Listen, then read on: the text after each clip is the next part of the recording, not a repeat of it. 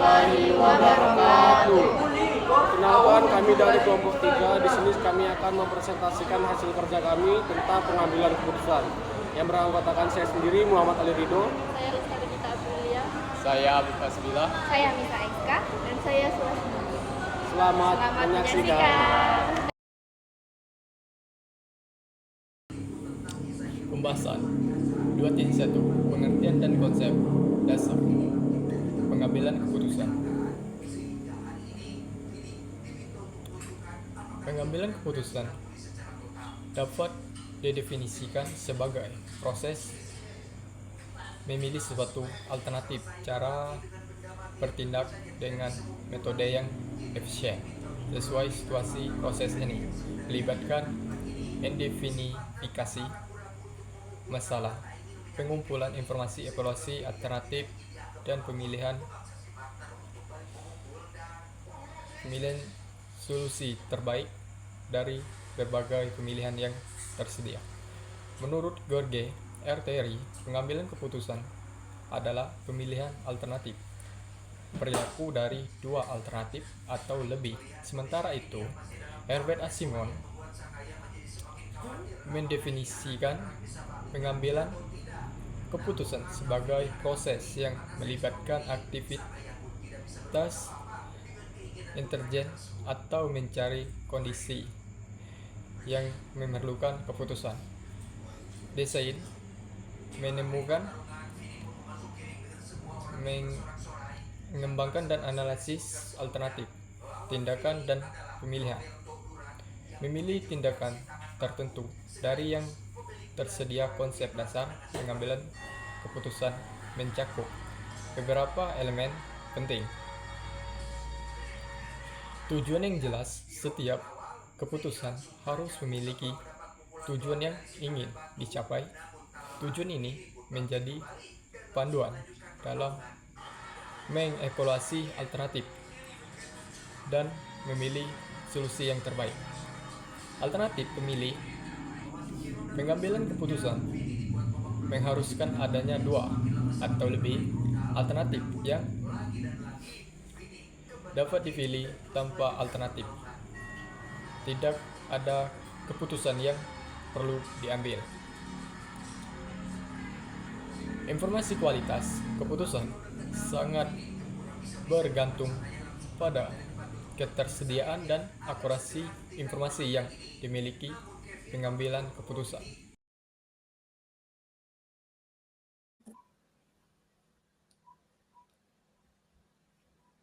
Di sini saya akan menjelaskan tentang jenis-jenis keputusan dalam organisasi. Keputusan dalam organisasi dapat diklarifikasikan berdasarkan beberapa kriteria. Yang pertama adalah berdasarkan struktur masalah, yang kedua berdasarkan tingkat manajemen, dan yang ketiga berdasarkan kondisi. Nah, yang pertama tadi berdasarkan struktur masalah, yang dimana struktur masalah ini dibagi lagi menjadi dua, yaitu yang pertama, keputusan terprogram yang bersifat rutin, repetitif, dan dapat diselesaikan dengan prosedur standar. Contohnya, seperti keputusan tentang pemesanan ulang persediaan barang, pemberian cuti karyawan, atau juga penggajian. Dan yang kedua, ada keputusan tidak terprogram. Keputusan tidak terprogram ini adalah keputusan yang bersifat unik, tidak terstruktur, dan memerlukan pertimbangan khusus. Contohnya, seperti keputusan peluncuran produk baru atau restrukturisasi organisasi. Dan jenis-jenis keputusan organisasi yang kedua, yaitu berdasarkan tingkatan manajemen, yang dibagi menjadi tiga. Yang pertama adalah keputusan strategis, yang kedua keputusan taktis, dan yang ketiga keputusan operasional. Keputusan strategis yang diambil oleh manajemen puncak, berjangka panjang dan mempengaruhi arah organisasi secara keseluruhan. Contohnya seperti penetapan visi dan misi organisasi. Yang kedua, keputusan taktis yang diambil oleh manajemen menengah untuk mengimplementasikan strategi yang telah diterapkan. Contohnya seperti alokasi sumber daya dan penyusunan program kerja. Dan yang ketiga, ada keputusan operasional yang diambil oleh manajemen lini pertama untuk menjalankan aktivitas sehari-hari. Contohnya seperti penjadwalan produk, produksi, dan penugasan karyawan. Dan untuk jenis-jenis keputusan dalam organisasi yang ketiga, yaitu berdasarkan kondisi, yang dibagi menjadi 3, yaitu keputusan dalam kondisi kepastian, keputusan dalam kondisi resiko, dan juga keputusan dalam kondisi ketidakpastian. Pertama, keputusan dalam kondisi kepastian yang dimana semua informasi yang dibutuhkan tersedia dan hasil dari setiap alternatif dapat diprediksi dengan pasti. Lalu yang kedua, keputusan dalam kondisi resiko yang dimana informasi tersedia namun hasil dari setiap alternatif mengandung probabilitas tertentu. Dan yang terakhir atau yang ketiga, ada keputusan dalam kondisi ketidakpastian, yang dimana informasi sangat terbatas dan hasil tidak dapat diprediksi dengan baik. Berikut adalah tugas tentang menjelaskan proses pengambilan keputusan yang efektif. Nah, sekarang saya akan menjelaskan tentang proses pengambilan keputusan yang efektif. Kita mulai dari yang pertama, yaitu identifikasi masalah. Tahap pertama adalah mengenali adanya masalah atau kesenjangan atau kondisi yang ada dalam kondisi yang diinginkan. Yang kedua adalah mengumpulkan informasi. Setelah masalah teridentifikasi, langkah selanjutnya adalah mengumpulkan informasi yang relevan. Informasi dapat berasal dari sumber internal maupun eksternal organisasi. Kualitas dan kelengkapan informasi akan sangat mempengaruhi kualitas keputusan yang diambil. Yang ketiga, identifikasi alternatif. Pada tahap ini, pengambilan keputusan mengidentifikasi berbagai alternatif solusi yang memungkinkan untuk mengatasi masalah. Evaluasi alternatif. Setiap identifikasi dievaluasi berdasarkan kriteria tertentu seperti biaya, manfaat, risiko, dan kelayakan implementasi. Berbagai metode analisis dapat digunakan dalam tahap ini, seperti analisis biaya, manfaat, analisis SWOT, atau metode kuantitatif lainnya. 5. Pemilihan alternatif terbaik. Berdasarkan hasil evaluasi, pengambilan keputusan memiliki alternatif yang paling sesuai dengan tujuan dan memberikan manfaat optimal dengan risiko yang dapat diterima. Yang keenam, implementasi keputusan. Keputusan yang telah dipilih kemudian diimplementasikan. Tahap ini melibatkan perencanaan, tindakan alokasi sumber daya, dan komunikasi kepada pihak-pihak yang terkait. Yang ketujuh, evaluasi dan tindak lanjut. Setelah implementasi, hasil keputusan perlu dievaluasi untuk mengetahui apakah tujuan telah tercapai. Baik, itu saja penjelasan singkat tentang proses pengambilan keputusan yang efektif dari saya. Terima kasih. Assalamualaikum warahmatullahi wabarakatuh. Perkenalkan, nama saya Muhammad Ali Ridho dengan NPM 25020018. Di sini saya akan menjelaskan faktor-faktor apa saja yang mempengaruhi seseorang dalam mengambil sebuah keputusan. 1. Faktor internal. Di faktor internal ini ada yang namanya pengalaman. Pengalaman masa lalu dapat membantu kita memperkirakan hasil. Namun jika kita terlalu fokus terhadap pengalaman, bisa membuat kita kurang terbuka kepada pilihan-pilihan baru.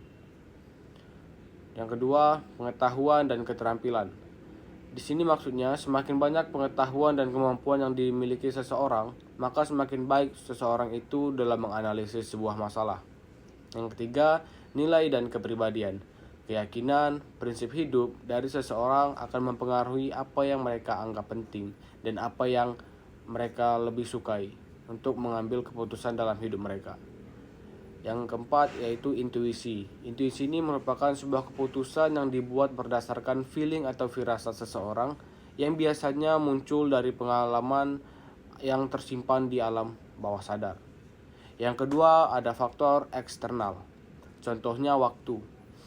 Waktu ini maksudnya kayak kalau waktu kita terbatas, seseorang biasanya harus mengambil keputusan itu dengan cepat tanpa informasi yang lengkap. Yang kedua, sumber daya. Pilihan yang bisa diambil sangat bergantung pada sumber daya yang tersedia, seperti uang, tenaga kerja, dan teknologi. Lingkungan organisasi, aturan, budaya kerja, dan struktur organisasi mempengaruhi cara keputusan dibuat. Misalnya, apakah sebuah keputusan diambil secara bersama-sama atau hanya hak dari pimpinan. Terus, lingkungan eksternal. Faktor ekonomi, faktor politik, dan faktor sosial dan perkembangan ilmu teknologi juga dapat mempengaruhi seseorang untuk mengambil suatu keputusan. Dan yang terakhir yaitu faktor psikologis. Yang pertama ada bias kognitif atau cara berpikir yang keliru. Seperti halnya mencari informasi yang mendukung pendapat kita saja, terpaku pada informasi pertama, atau hanya mengingat hal-hal yang mudah diingat saja. Yang kedua, tekanan emosi. Stres atau emosi yang kuat dapat mengganggu kemampuan seseorang untuk berpikir jernih dan objektif untuk menentukan sebuah pilihan. Dan yang terakhir, groupthink. Dalam kelompok, kadang seseorang lebih memilih untuk menyetujui keputusan bersama demi menjaga keharmonisan daripada harus memberikan sebuah kritikan yang mungkin tidak banyak orang bakal menyetujui. Baik, itulah faktor-faktor yang dapat mempengaruhi seseorang dalam mengambil sebuah keputusan. Jika kurang jelas bisa ditanyakan langsung kepada saya. Terima kasih. Wassalamualaikum warahmatullahi wabarakatuh. Baiklah, di sini saya akan menjelaskan materi mengenai metode dan teknik pengambilan keputusan. Yang pertama itu ada metode kuantitatif. Metode ini menggunakan data angka dan analisis matematis dan statistik, cocok untuk keputusan yang membutuhkan perhitungan logis dan terukur. Contohnya itu adalah analisis break-even atau titik impas, menentukan pada titik penjualan beberapa perusahaan tidak untung dan tidak rugi. Seterusnya itu ada decision tree atau pohon keputusan, menyajikan pilihan keputusan dan hasilnya dalam diagram bercabang.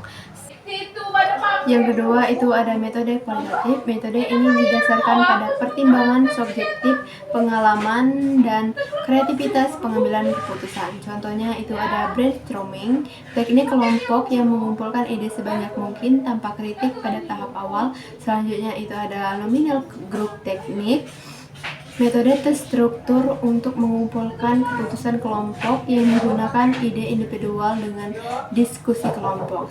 Terusnya itu ada Delphi method, teknik yang menggunakan serangkaian kuesioner untuk mengumpulkan pendapat secara ahli dan anonim.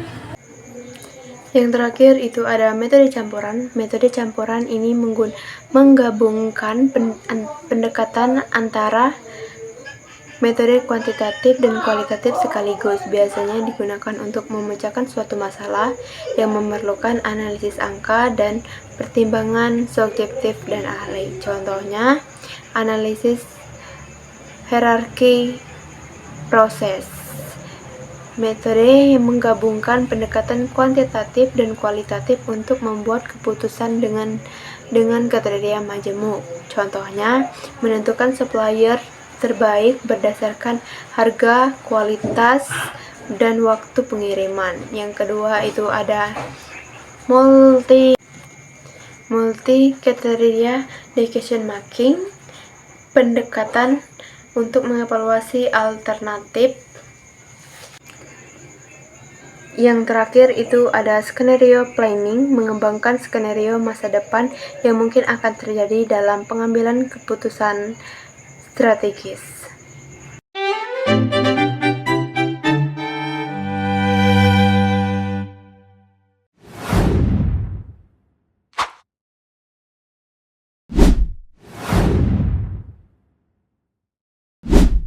Bagaimana kau merasa bangga akan dunia yang sementara?